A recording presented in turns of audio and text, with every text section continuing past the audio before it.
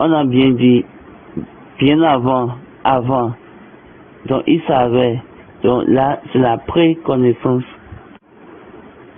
Il a été déjà connu avant. La connaissance avant. Donc c'est pour cette raison, on n'enregistre pas n'importe qui ici. Dans le livre de l'agneau, le livre de vie de l'agneau, c'est la vie de l'agneau. C'est pour ces raisons, Paul aurait dit dans Galates chapitre 2, allons dans le chapitre 1, du moins, allons dans Galates chapitre 2, verset 20.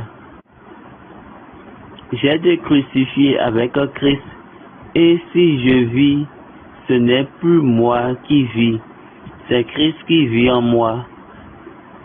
Si je vis maintenant dans la chair, je vis dans la foi au Fils de Dieu, qui m'a aimé et qui s'est livré lui-même pour moi. Je ne regrette pas la grâce de Dieu, car si la justice s'obtient par la loi, Christ est donc mort en vain. Donc Baba dit, il dit qu'il a été crucifié avec Christ, un Christ qu'il n'a jamais vu. Mais le Christ, cette personne-là qui a la vie, a mis sa vie en moi.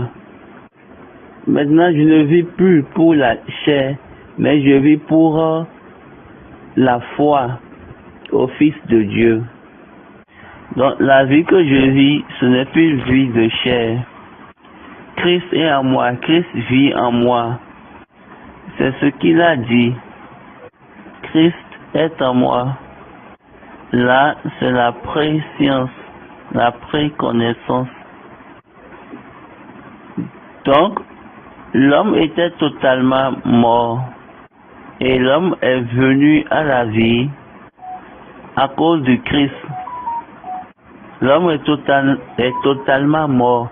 Lui, il est venu à la vie pour donner la vie à l'homme.